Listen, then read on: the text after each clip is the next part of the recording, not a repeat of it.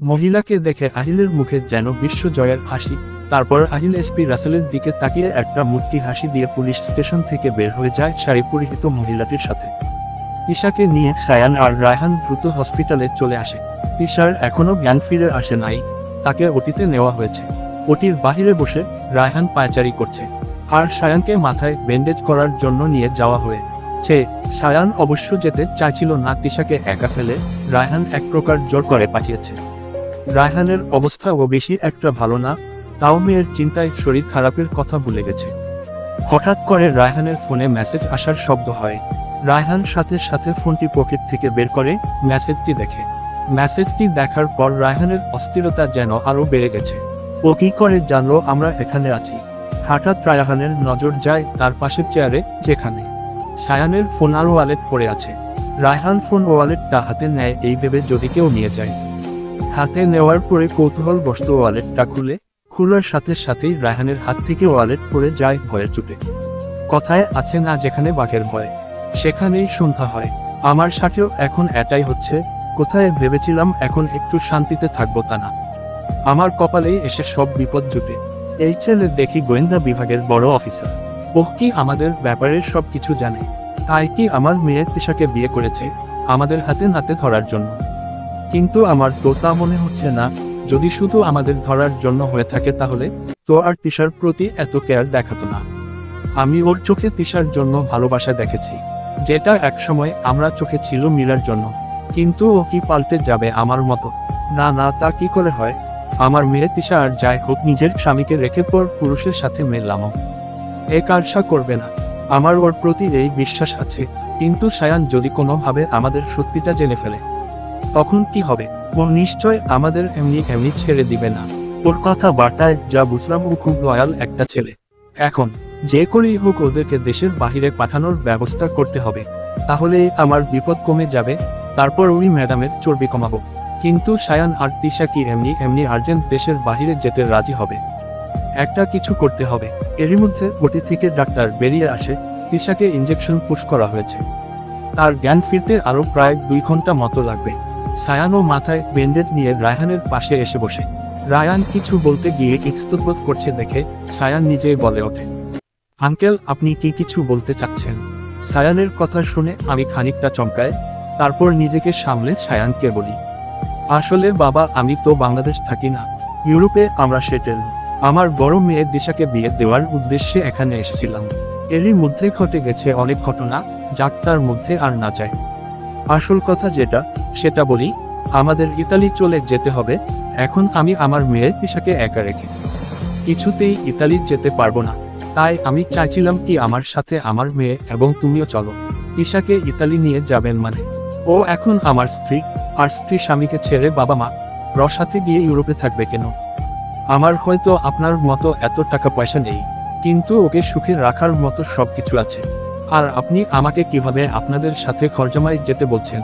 আমি কি এতটাই অপদার্থ তো যে শ্বশুরের টাকায় ইউরোপে বসে খাবো?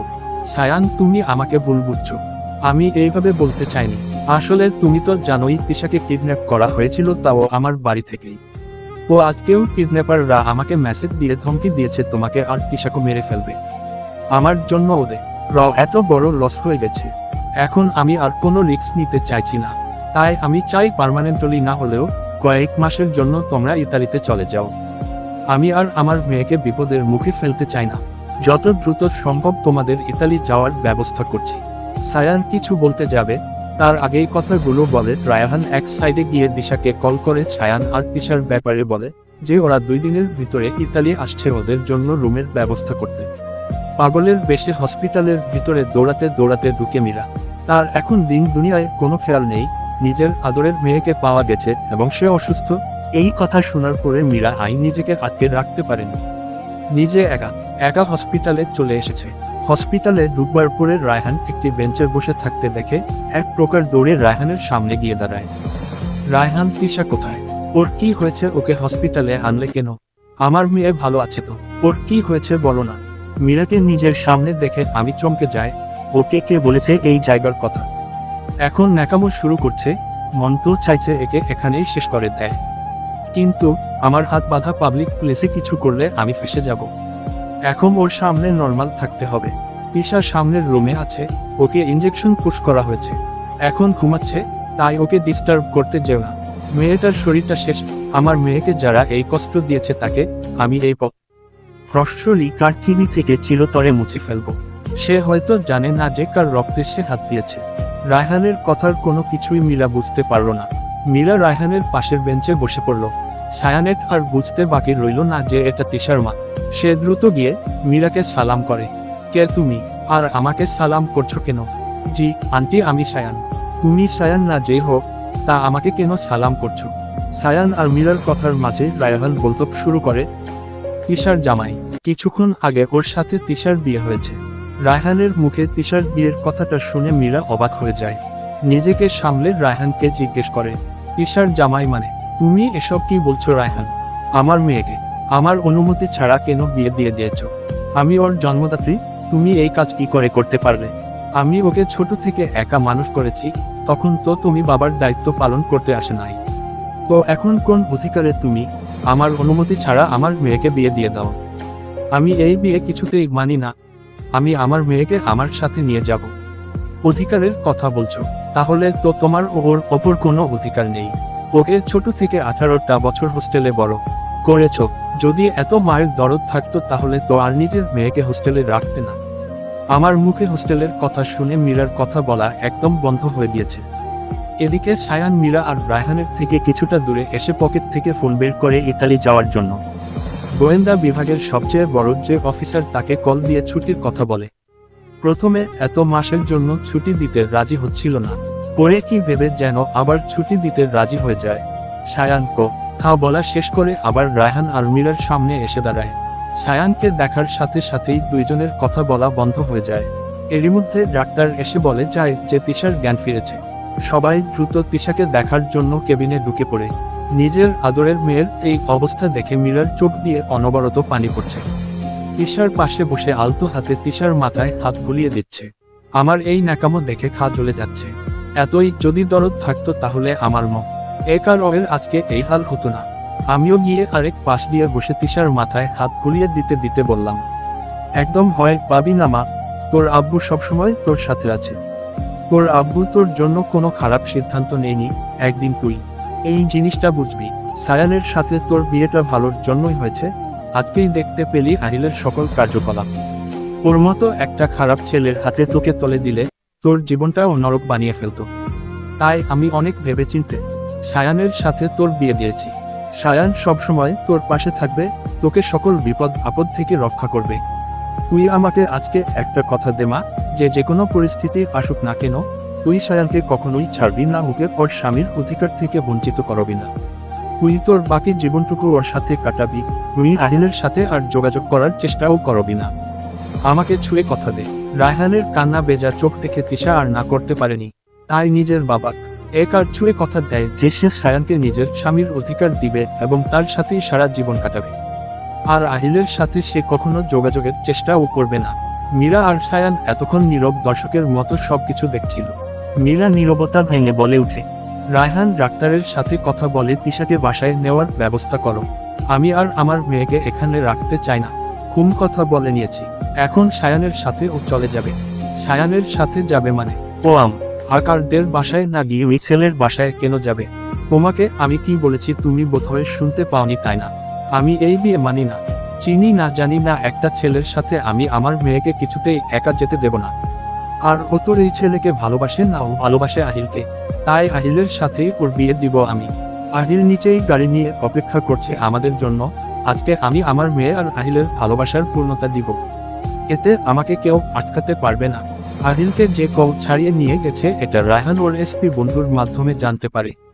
তাই আহিলের নিচে গাড়ি নিয়ে বসে থাকার কথা বলাতে রায়হান অবাক হচ্ছে না। অবাক হয় তখন যখন মীরার মুখে তিশাকে আহিলের সাথে বিয়ে আর দেওয়ার কথা শুনে রায়হানের মাথায় রক্ত উঠে যায়।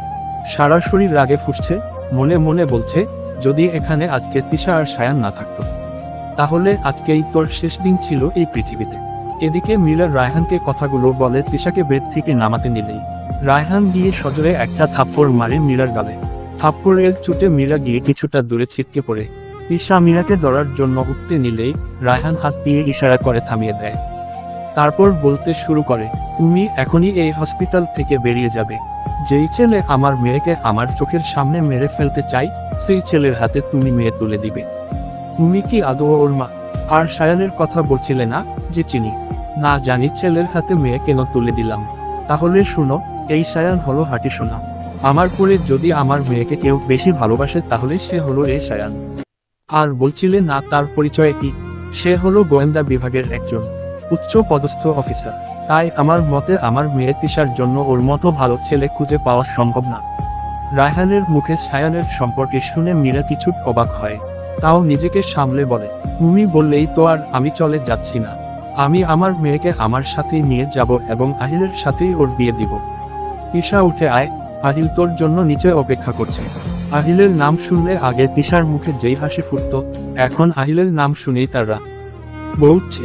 কিছুক্ষণ আগে আহিলের করা ঘটনা এখনো তিশা মাথা থেকে বের করতে পারছে না। তিশা একবার নিজের বাবা মা র দিকে, আরেকবার সায়ানের দিকে তাকালো। সায়ান উৎসুক দৃষ্টিতে তাকিয়ে আছে তিশার দিকে যে তিশা কি বলে। তিশা নিজেকে সামলে মীরার উদ্দেশ্যে বলে, আমি আপনার সাথে যেতে পারবো না। আমি বিবাহিত। আমার স্বামীর সামনে দাঁড়িয়ে আপনি কি করে আমাকে আবার অন্য জায়গায় বিয়ে দেওয়ার কথা চিন্তা করেন? আমি একটু আগে আব্বুকে কি কথা দিয়েছিলাম তা কি আপনি শুনতে পাননি? আমি আমার কথার খেলাপ করতে পছন্দ করি না। তিশার মুখে আহিলকে বিয়ে করতে মানা করায় মীরা অবাকের চরম পর্যায়ে পৌঁছে গেছে। এটা কি করে সম্ভব? যেই মেয়ে আহিলকে ছাড়া অন্য কাউকে বিয়ে করবে না, সেই মেয়ে এখন আহিলের নামটাও শুনতে পছন্দ করছে না। মীরা তিশার মাথায় আবারও হাত রেখে বলে, কি আর করবার, এখন যেহেতু তুমি যেতে চাইছো না, আমি তো আর জোর করতে পারি না আমার সাথে যাওয়ার জন্য। তাই ভালো থেকো, আমি আসছি। কথাগুলো বলে মীরা আর এক মুহূর্ত দেরি করেনি, দ্রুত পায়ে হসপিটাল থেকে বেরিয়ে আসে। নিচে এসেই দেখতে পায় আহিল গাড়ির সামনে বসে সিগারেট খাচ্ছে। মীরা গিয়ে আহিলকে বলে, আজকে রাতেই শেষ করে ফেলতে হবে, তা না হলে